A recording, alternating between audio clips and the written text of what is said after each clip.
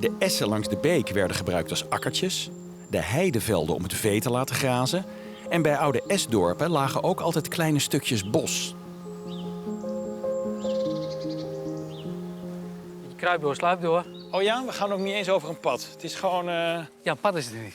Nee. Pad is er niet? Nee, een pad is Pad er is er niet? Nee, Een bos zonder pad. precies. Nee, het is echt een bosterrein wat al eeuwenlang eigenlijk ontoegankelijk is. Niet ontgonnen is in die zin ook.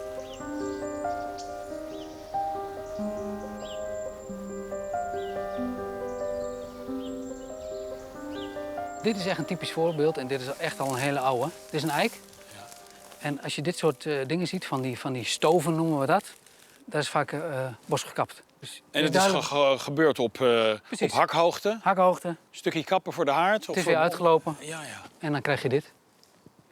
Dus 200 jaar geleden of 300 jaar geleden was er hier een boer uit de buurt geweest die had gezegd... Dat zou maar zo gekund hebben. Net zoals andere dieren ook de natuur gebruiken, gebruikte de mens op kleine schaal destijds ook de natuur.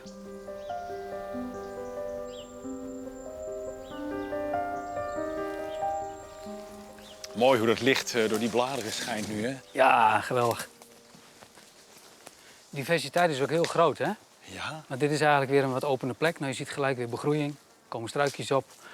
De onderbegroeiing is wat meer. Maar kijk je naar links, dan zie je al dat onder andere de beuk Ja.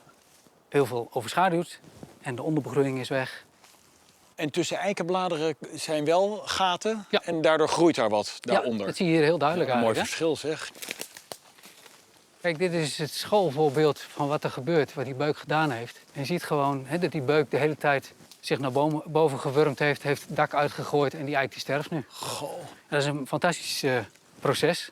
Maar je zou kunnen denken, nou, als terreinbeheerder, we halen er eens een paar beuken uit en dan kunnen we nog wel wat Precies. eiken de kans geven. Ja, nee, Gebeurt niet. Nee. Want dit oerbos wordt volledig met rust gelaten. Dynamiek. Dynamiek. Dynamiek. Ja, Ja. Hier is dat dynamiek. Hier is de dynamiek. Hier doen we niet aan plagen of Precies, aan... nee, het is dynamiek. Per ziektes. Het is successie, dynamiek. Het gebeurt. Ja, Het natuurlijk is. denken wij ook wel eens inwendig van, goh, moet je niet iets? Maar ik vind het nog altijd fantastisch dat wij Ja. het aandurven met elkaar om dit gewoon zijn gang laten gaan. Ja.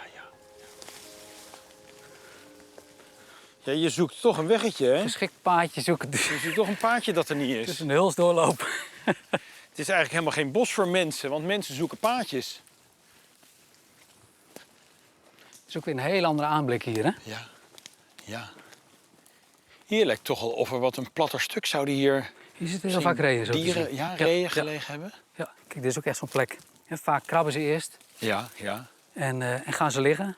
Maar wat je ook vaak ziet, is dat ze krabben om met name de bokken in de bronstijd, hè, zo medio juli, augustus. Maar die hebben tussen de hoeven hebben ze kliertjes en achter hier op de kop ook. En door dat krabben scheidt ook een stof af, zo van hier zit ik.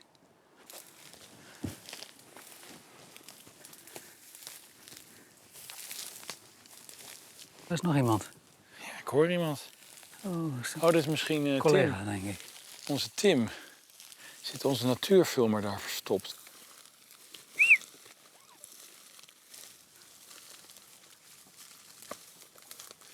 Deze plek die wordt echt al jarenlang beschreven als een dominante plek met de adelaarsvader. En dat is eigenlijk zo'n verhaal net als de beuk ook, hè? Ja. Zo dicht, er komt niks anders bij. Nee. Geen licht. Hier kan niets anders ontkiemen. Precies. Het is alleen maar laag na laag. En ieder jaar sterft dit af. Ja, Valt het neer en komt het weer op. klopt.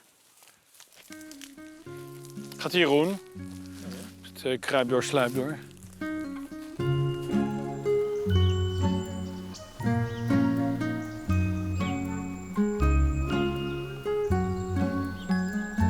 Hier ervaar je